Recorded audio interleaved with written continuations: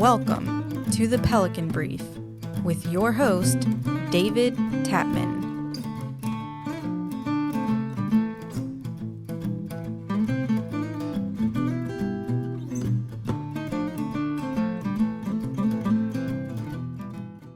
Welcome to the Pelican Brief. I am your host, David Tapman, and we are so delighted to have a special guest in our studio today, Monique Appeaning, who is running for House District 66 in Baton Rouge. And so welcome to the show, Monique. Thank you. I'm definitely excited to be here. Well, I appreciate the invitation. I'm excited for you to be here because as I drive up and down the road to get to my house, I see your signs all over the place. So you're obviously out there working, doing great things. So thank you so much for being here. Why don't you take the opportunity to introduce yourself to our audience and tell them a little bit about yourself? Okay. Well, good morning. Good day. Yeah, absolutely. Great day. Yes, hello. I'm Monique Appeaning, and I'm running for House District 66. I'm born and raised in Louisiana, and I live in District 66, and I'm excited about the opportunity to be able to represent the district. I have over 25 years of experience working for the legislature, working for the executive branch of government, working in the budget office, working in the legislative fiscal office, and I bring a wealth of knowledge and experience that would allow me to represent our district and the state in a way that others may not. As a legislative staffer and as a person working in the budget office through the ranks, I bring in knowledge and just information or knowledge that I would have that would be added value for our district and for the state. So I'm really excited about being here and going a little bit further into information on why what I know separates me from the pack that I think would bring added value for the office of representative for. So the legislative fiscal office and a lot of those offices are sort of the heartbeat of the operation, right? Mm-hmm. You can't, so many of our challenges are about money. You can't spend money you don't have. It's hard with an operation as big as a state government to know where the money is and what it's going to look like today. And so I've worked, obviously, with the legislative fiscal office in my role as a lobbyist for a long time, and you guys do great work. Even though if we might not agree with you, we have a conversation and give you additional information.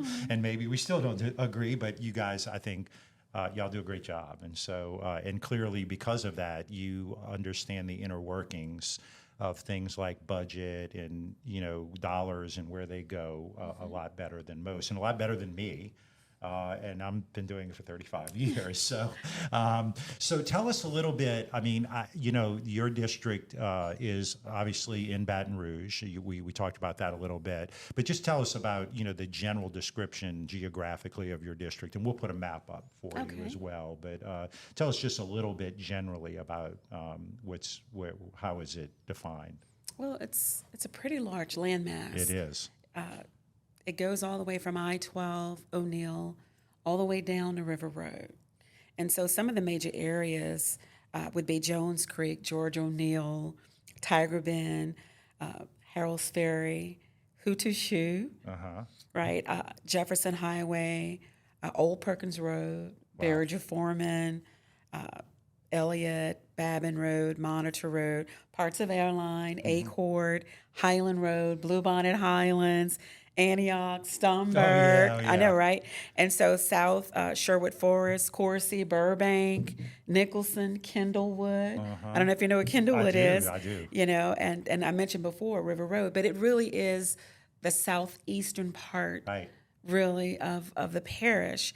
And it also are the borders for Livingston, Ascension, and Iberville, if you can believe it. So, yes. Well, yeah, because I think you and I were talking before the show, but when I leave my neighborhood, which is really not that big of a neighborhood, when I leave my neighborhood, I'm looking at your district. It's right across the highway from mine. I guess that's why I get to see all of your signs. So tell us and tell the audience about what made you want to run for state representative. I love the question. I want to see change, and I believe that I have the skill set to hit the ground running. I have the background that would allow me to be able to go in and do a deep dive, and be able to affect change immediately. The learning curve is slim to none, hitting the ground running. Being a legislative staffer and even working in the budget office, I was often engaged all the time during session. Sure. Working with legislators, working with other stakeholders on various topics, but primarily dealing with the state's fisc, dealing with the state budget, and so I believe that I can come in and actually help. Not that others aren't, and I certainly would encourage even now, and I've said it before, for other people with legislative experience or experience in the system, I'm going to call it the system, Sure, if you will, right. please run. Yeah. Because I believe that we would provide added value with our knowledge base and our experience, to hit the ground, to be able to really have change and affect change. Yeah, and I want to commend you for offering yourself for public service, because I can assure you that I know that it is a thankless job. Not many people call you and go, "You're doing a great job." They're going to call you and tell you when it's not good. But there's no doubt that that's a big deal. So let's. We do this little game we sort of play, and we say, okay, poof, magic. You were elected last night, and so now you are state representative, and we'll go past all the organizational meetings and everything and say, okay, now's your first day on the job. What are the key things that you want to do as a newly elected legislature to make change in Louisiana, like you referred to? Love the question. It's very interesting, the campaigning.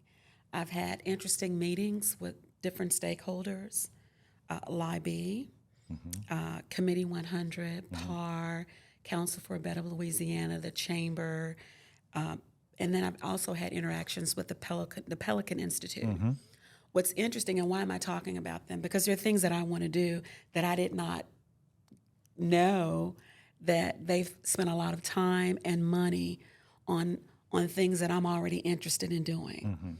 And so partnering definitely with some that have already done the groundwork on a lot of this, and I like that. And so to answer your question, I'm looking at limited government. I'm looking at lowering taxes. I'm looking at pro-business, dealing with things that would bring industry in. I'm also looking at protecting our neighborhoods. So that's a component of dealing with crime issues. And so having said that, one of the things as a staffer, I'm just going to, this is all related. Yeah. But something that I found very interesting that I would look at every year, and some of the numbers have come out. So one of the things just primarily that I would look at, and I'll connect them. And one of the things I did want to also talk about that I look at and that I still think that there are components of it, there was the Comprehensive Solutions for Sustainable Tax and Spending structure. That was a task force that released recommendations. That's right, I remember that. And I absolutely love a lot of the things that are here that have yet to be done. But that's one of the other things that I've been looking at. But one of the things, we talk about crime as an example. There have been discussions on repealing or pulling back some things.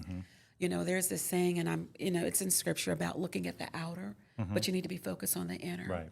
And one of the things that I've been looking at, and like I said, as a staffer that I would look at, are some of the numbers in our correctional facilities. One of the things that I looked at, and I don't know if people often know, but only 20% of the population are eligible that's eligible to participate in educational programs. Only 20% of them of a whole, let's say 15,000. I think that's a pretty low number. It is. So if we say that let's say the population is 15,000 or 14,000 Right. for the sake of numbers, and let's say that the eligible population is 10,000. If you only have 2,000 Right. and you have 10,000 leaving, Yeah, what's happening with the other 8? that's right. And one of the things that I want to do is I want that number to increase, because I think we need to have a more holistic approach. You need to deal with what's going on in the inside. And I do commend, and I have, when I've talked about it before, Secretary LeBlanc and his team, and I don't know if it's a resource allocation or an appropriation matter, but that 20% needs to go up. Yeah. I would love for it to be 100%, because on average, I just looked at the numbers recently, over 14,000 people were released from the facilities. So if you have that number of people released and only 2,000, if I'm just going to play with the numbers, we have a problem. So you wonder why. So I think we need to have that number increase. Now, that leads me to the interesting discussions that I've had as a candidate with the invites and meetings with people like Lobby. There are programs that they have that they just released. I love they have a new 7-year strategic plan. Right. LA 23, I think is the name. That is. And then there's also Reset that Committee of 100, Council for a Better Louisiana, and PAR have put together. Love that. They have components that are similar in desire, right? Oh, well, good. I know, I love it. And then also the Pelican Institute. And so looking at some of the things that they're saying, I would love for us to be able to incorporate those things, and that's just one example, even dealing with Pelican Policy Institute, looking at lower government, flattening, corporate, eliminating, inventory, Right. The inventory tax, and other things that are there. But I'm absolutely looking at lowering taxes. Everything that we can do to flatten, to eliminate franchise and corporate. I definitely want to see us do that, shrinking the size of government. There's also other information out there. I don't know if people really looked at it, but during the legislative session, there were over 3,000 vacancies that were a part of the discussion. And I'm being conservative on that number, but over 3,000. We need to have a discussion, about that. And then there's also a report that State Civil Service puts out, and it's called Workforce Profiles. Love that. That's another thing, going in and looking that they have over 2,000 people that are eligible to retire in that last report. Wow. And so I'm not saying we're not trying to encourage, but there can be discussions, with the use of technology. Can we look at that number also? So just those numbers alone, we can look at having a discussion on real change and being able to, can we really look at those numbers? Can we really reduce those numbers? Sure. Do we really need, and it would obviously be buy-in. Right. It wouldn't be a draconian cut without having discussions. Yeah. But having over 3,000 vacancies funded, 3,000 vacancies, and the Right. work still got done. Right. Right. And having over 2,000 people eligible to retire, we can have some discussions about that. That's clearly a clearer path forward to reduce the size of government, Yes, right? yes. You're not laying people off. That's right.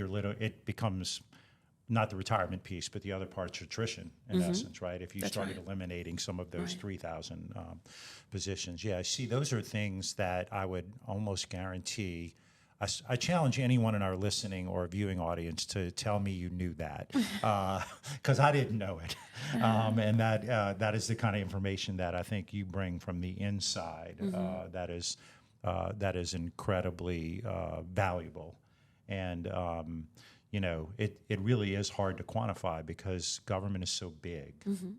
And it's unwieldy as well. So sitting through all those appropriations committee and capital outlay and all that, it's been quite, over the course of my 35-year career, very educational, but it's still hard to understand.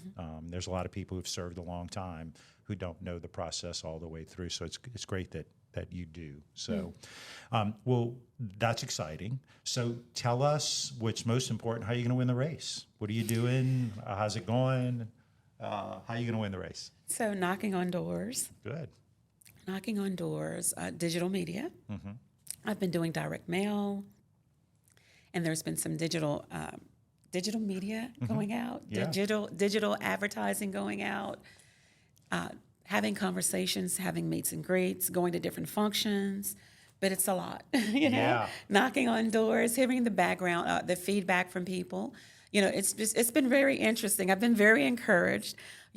People, once they realize, who I am and what I bring to the table, they're very excited. I think a few have changed their minds, which is really interesting. Yeah. And they've been open and honest about it. But, people want change, and people want us to be able to have real change, and so I've been encouraged by it. Two things what's very interesting recently. I went into one neighborhood that needs a lot of support. That's actually in the district, because there are pockets of areas that really need some attention in District 66. And the first thing, one of the people that talked to me said, "What are you going to do about that pothole?" Oh, yeah. That's a different deal. You're right. It was really interesting. I thought that was funny that they asked me what I would do, and I said, "Well, listen, I would definitely address it." And then another voter that I ended up speaking with told me an interesting story about her child. He was 26, ended up getting Medicaid. He's now 31. He's a doctor making over $300,000 a year. This is the mom telling me, right? And he's still getting a Medicaid card. Wow. Right. And so there's some things that we want to be able to look at, and she was actually complaining. She's like, oh, can you do something about this? Can you help with this? She said, we can't believe he keeps getting this. Right. He's like, Mom, I'm getting this. I make over $300,000 a year. Wow. And so there are things that we have to really look at. Yeah. And I'm excited about the opportunity to be able to do that. And even if I speak again about the issues, and again, I thank Secretary LeBlanc and his team. There are resources and things that are needed, but there are other issues that we want to be able to look at. And I know that they began trying to deal with resources to deal with they have a huge turnover issue with their officers. And I'm looking at the numbers. Like I said, as a staffer, I would look at the numbers to say, hey, it's kind of letting me know. It's like a health check. Right. Is this agency, are there still issues that need to be dealt with? And so I know when I looked at the numbers, only 3 of 8 of the institutions, their turnover rate changed according to the numbers that I read that they reported, right? So that tells me that there's still a need. And one of the other indicators, or some of the indicators let me know that there's still issues, is they have something that is called assault, the number of assaults. So you have assaults that are performed by offenders. And so you have offender on assaults, right? That number has still gone up. It went from 775 to 898. So these are assaults inside our state facilities. Right. We want that number to go down. We need to be able to provide support and assistance, like what's going on. It could be a function of turnover and retirements. And so that's alarming, that's concerning. Again, these people are being released. Over 14,000 people were released in fiscal year 23. Right. And so we need to be able to deal with those numbers. You even have the sexual offenses. They've gone up as well, and so we need to be able to look at what's going on internally. Sure. And it could be a function, we've done some things, we need to further mitigate the issues, but these are things that I think is a part of our overall crime discussion. Because if you had over here's the number. Have you had over 14,000 people released in fiscal year 23, and in fiscal year 22 over 13,000? We need to do something with these numbers. And so while we're talking about dealing with some reforms, we need to begin to help the bleed that's still taking place on the inside. Sure. So little bit of self-disclosure, which my listening audience knows. They're probably getting tired of hearing it, but I have a half-brother. He's my brother, but he's my half-brother who served 16 years in DOC. Oh, wow. And he came out, and he's a productive member of society. He has a job. He bought a house, he got married, and he's doing really well. But 2 things he had. Inside, he had training. He did training and from everything from welding to electrical to things of that sort, which he uses now. And he had structure. He had us when he got out, right? And that's a big deal. So having structure when you get out, having a family member. I mean, if you want to turn someone loose outside the prison gate and they don't have anywhere to go or anybody to help them, their chances of being successful are not going to be very good. And part of the criminal justice reform was a promise that there was going to be resources and wraparound services to try to help these people get in, and they didn't. And so that, there are a lot of people that think that, criminal justice reform failed. The reality of it is it was never fully implemented. And that here we are in Louisiana, we have a workforce shortage, right? We need more people to go to work. That's right. And we need more people to go to work in jobs that you don't have to have a college degree for, right? Instrumentation, so many other areas that you can. And I realize there are some restrictions relative to, the cards that you get, being able to go on a plant property and all that. But there are plenty of jobs out there that are not being filled, that could be filled from people who are coming out and trying to restart their lives. It's just not happening. So I'm all in. I have the personal experience Yes. of it, and I'm proud of my brother for coming out and making something of what he has left of his life. And he's younger, so he's got a lot. He's got a long way to go, but he's enjoying life and he's doing well, and that's what we need more people to be able to do. And so I appreciate you giving that some love, because I can promise you there's not a lot of people giving that attention, but it is a huge drain on the state. It's not only the money that we put into corrections, but it's the money that we spend, on the other side, fighting crime, putting people back in jail, giving them longer sentences, and so it's a big deal. And I appreciate you thinking about that. And you're the first candidate that spoke about that on this show. Yeah, So it's an economic development issue. it really is. It really agree. is. Look, in our little company here, the Tapman Group, we have a hard time finding people to work. Right now there are more jobs than That's there right. are people who want to work. I mean, part of that's COVID, no doubt about it. It's also a changing generational dynamic that's going to, I think, flip. But right now, try to find somebody to come to work and to show up for work and to work is really difficult. My team's rocking it. They're all rock stars, but it's just hard to find that, and it's hard to find people who are hungry enough to go out and make that happen. So it's a big deal. So any other things you want to share with our audience before we end? You can make your pitch for the vote. Are there any other areas you want to work in? Any other things you'd like to share? Well, we could probably talk all day on I know we so could, many, yeah. so many different things, but I do want to thank you for the opportunity to come. Thank you for being here. I'm excited about an opportunity to represent District 66 and the state. There's a lot of work ahead of us as a state, and I am optimistic. I'm excited about the opportunity for us to be able to elevate, for us to be able to move higher. And I believe that I'm the person for 66 to represent 66 that can be a part of a team to help go forward. Well, it's exciting, and I appreciate you offering yourself again for public service. The other thing is that when you're elected, you will be in the majority, supermajority, so you will probably hit the ground running in terms of committee appointments and things like that, and so that's really exciting too. And who knows, when they redistrict, maybe one day I'll be in your district, but not now. So thank you so much for being here. Tell our audience how they get in touch with you, website, email, or anything like that. Okay, so my website is Monique for HD66.com. Okay. My email address is moniqueappeaning@duck.com. Okay. And my phone number is 225-441-9567. That's great. Thank you. I'm gonna offline. I'm gonna ask you about the duck thing, because I've never seen that email extension before. But it's interesting and probably gets people's attention. So that is our show. We are the Pelican Brief. You can find us on social media at Pelican Brief 225. That's our handle on all social media platforms. You can find us on all of the podcasting platforms: Apple, Spotify, Amazon, all of them. You can also find us on YouTube, because there's a video version of this if you're listening and would like to see Monique's pretty face, not mine. And that is at the Pelican Brief 225. That again is on YouTube. You can also email us at thepelicanbrief225@gmail.com. That is our show for today. Thank you so much for being here, and we'll see you next time.